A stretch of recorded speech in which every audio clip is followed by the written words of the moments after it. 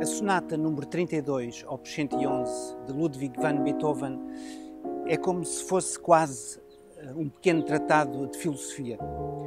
Eu sei que pode parecer insólito estar aqui a falar em filosofia, tratando-se de música, mas a verdade é que esta talvez seja uma das principais características da música do mestre vienense.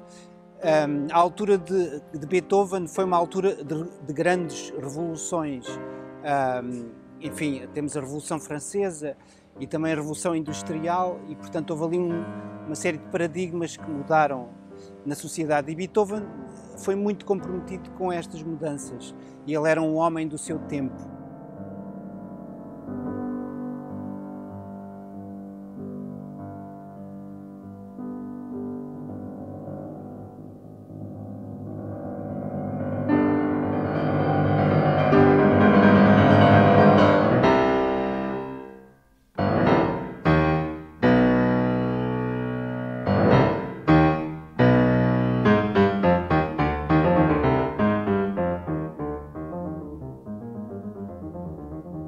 No que concerne à música, no passado, por exemplo, a época barroca, havia, digamos assim, um código de estilo. Havia um estilo que era mais ou menos o mesmo.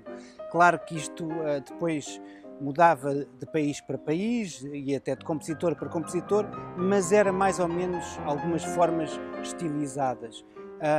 Depois houve vários movimentos, por exemplo, um muito importante chamado Sturm und Drang, portanto, tempestade e ímpeto, do qual, por exemplo, Gluck foi um dos principais compositores e mentores na área da música, exatamente no sentido de transformar a música em algo mais individual, portanto, mais subjetivo e aumentar, digamos, o espectro do estilo.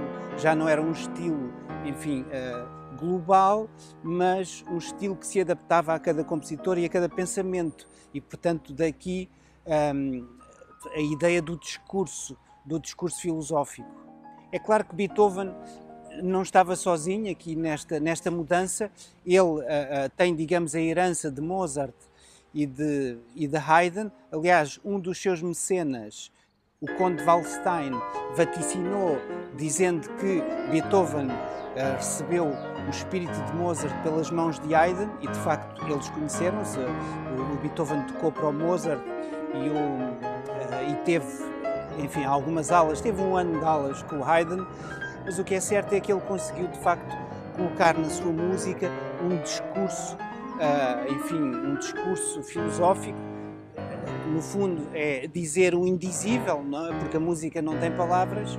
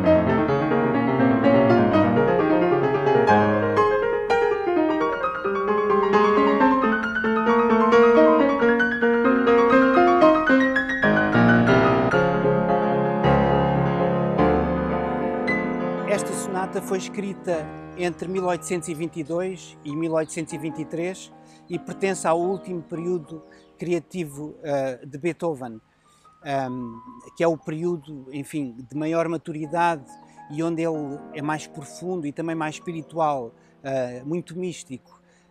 E é a última sonata que Beethoven escreve para piano. Aliás, é das últimas obras para piano só que ele escreve. Há ainda as variações de Abeli e as bagatelas. Depois não escreve mais para piano. E isto reveste-se de um certo simbolismo, porque talvez queira significar que ele tenha pensado que não teria mais nada a dizer com o piano. Enfim, não sabemos, é uma ideia.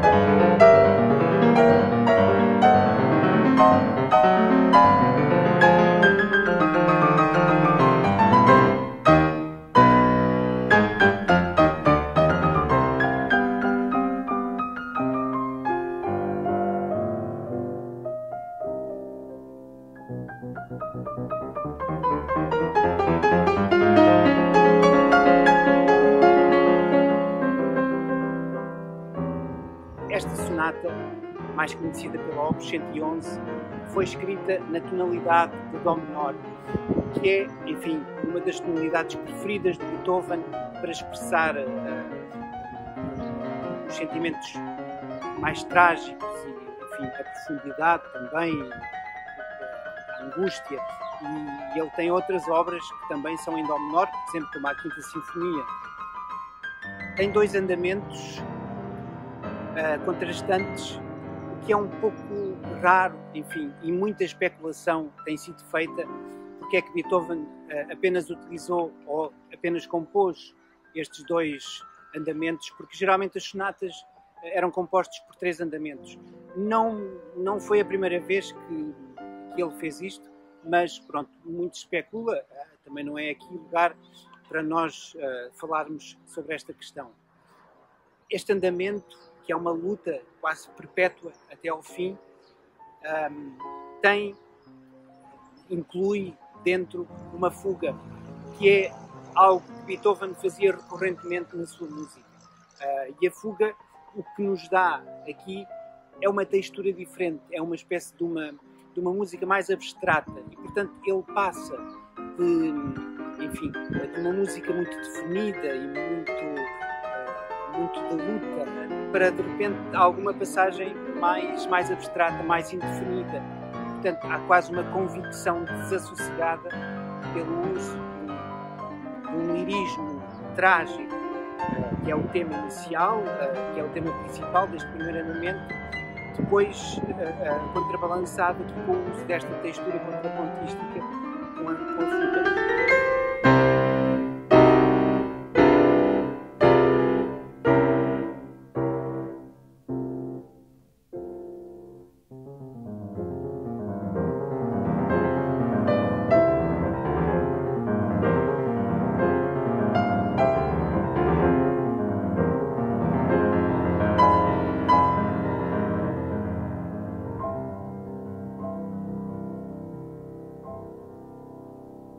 Os dois andamentos funcionam numa dialética. É quase como se fosse Hegel, a filosofia de Hegel e a sua dialética. Porque o primeiro é negro, é pessimista, é trágico, e o segundo é otimista, é sereno, traz paz. E, portanto, há aqui um contraste muito grande e que também é típico de Beethoven. É como se estivéssemos num jardim de noite, onde as coisas não são definidas, tudo é incerto, há sombras, enfim, a lua, o crepúsculo, e depois de repente passássemos para o dia onde a claridade chega e, enfim, tudo se torna nítido e claro.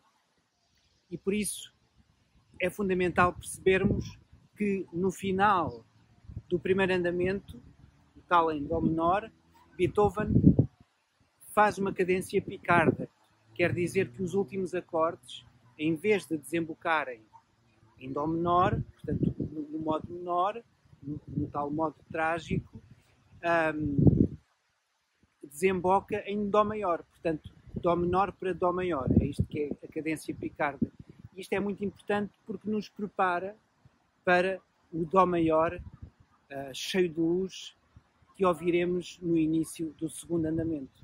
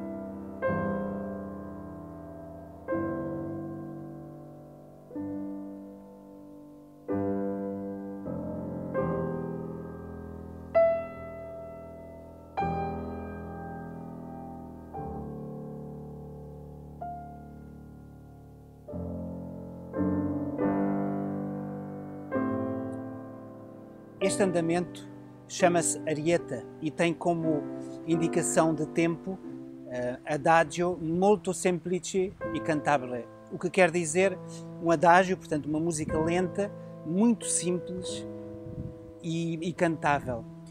E na realidade o tema que estamos a ouvir é de uma simplicidade extrema e é um contrassenso, porque ao mesmo tempo é um dos temas mais profundos e mais serenos, que reflete uma maior serenidade que Beethoven jamais compôs. E, portanto, há aqui uma, digamos, uma depuração do estilo, de modo a que, com muito pouco, ele possa dizer muitas coisas. E isto é uma característica principal deste último período de Beethoven. Em termos formais, este andamento, a arieta, é uma forma que Beethoven recorreu muitas vezes ao longo da sua obra, que é o tema e variações. Portanto, temos um tema e depois ele compõe uma série de variações que vem a seguir, dando, digamos, uma grande unidade temática ao andamento e à música. Claro que há algumas variações, ele vai mais longe, outras vai mais perto, enfim, há aqui um jogo também importante, mas de facto há sempre aqui uma unidade temática muito importante.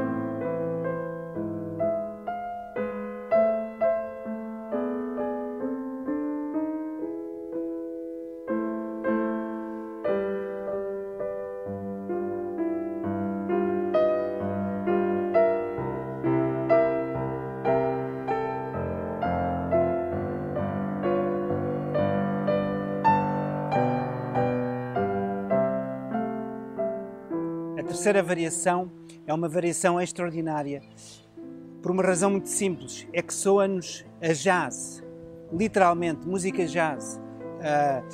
Isto por causa do uso de ritmos muito sincopados e também de um vigor fora do comum. É como se estivéssemos no século XIX, a ouvir, claro, música de Beethoven, e de repente, num salto, fazemos uma viagem ao futuro e vamos aterrar num carnaval de Nova Orleans, onde, enfim, de repente temos os ritmos todos sincopados, afro-americanos, etc, etc. É claro que isto não acontece de repente, quer dizer, há uma preparação nas duas variações anteriores para este efeito. E isto dá-se, por exemplo, com o uso de ritmos pontuados, e também no uso de síncopes, que já vem antes. Portanto, a síncope é uma figura rítmica onde há uma batida forte num tempo fraco. Imaginem um compasso de 2/4, 1, 2, 1, 2, e a batida forte é no 2, portanto fica 1, 2, 1, 2, 1, tatá, 1, tuti, que é tipicamente da música norte-americana, enfim, quase toda. Isso é o que nós ouvimos de repente na terceira variação. E, portanto, apesar de haver uma preparação com as duas variações anteriores, esta música da terceira de repente parece que rompe com tudo, parece romper tudo, rasgar, e nós de repente estamos assim numa espécie de... que é isto? Assim, uma espécie... somos despertos, que é qualquer coisa incrível.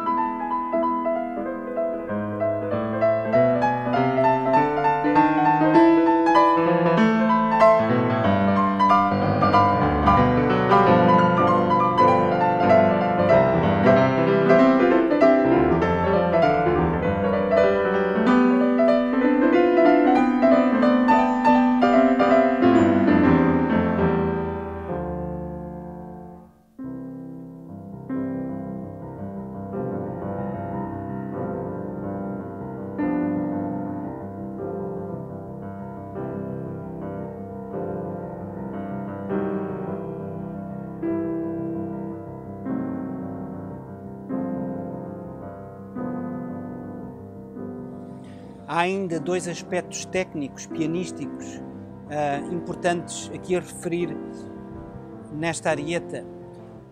Primeiro, o uso de um âmbito, de um registro sonoro muito extremo.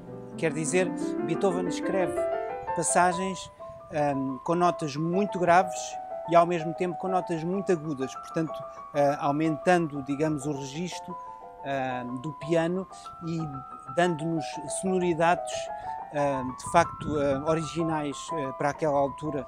E em segundo, o uso de trilos, mas não como ornamentos, mas sim como notas longas, porque o trilo é um ornamento, e é usado, enfim, em notas, em passagens, como ornamento.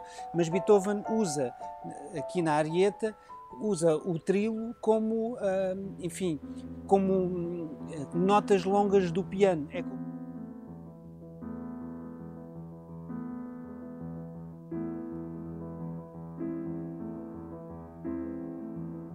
É como se ele quisesse tornar o piano num instrumento, por exemplo, como o violino, que tem o arco e que pode fazer notas longas. É o uso destes trilos muito longos e onde se ouvem ao mesmo tempo outras melodias e outras notas ao mesmo tempo dos trilos, o que nos dá uma imagem sonora única, de facto, e um sentimento de chegada. É como se estivéssemos, de facto, parado, ao contrário do sentimento de partida que nos dá o primeiro andamento, enfim, que é logo as primeiras notas, uma busca, uma luta que só acaba no fim. Aqui há o tal sentimento de chegada, de paz, de serenidade, e é esta mensagem, ou este discurso filosófico, que é um discurso silencioso, no fundo, portanto indizível, que torna esta arieta numa das músicas mais profundas do mestre vienense e o que eu chamo uma depuração da simplicidade.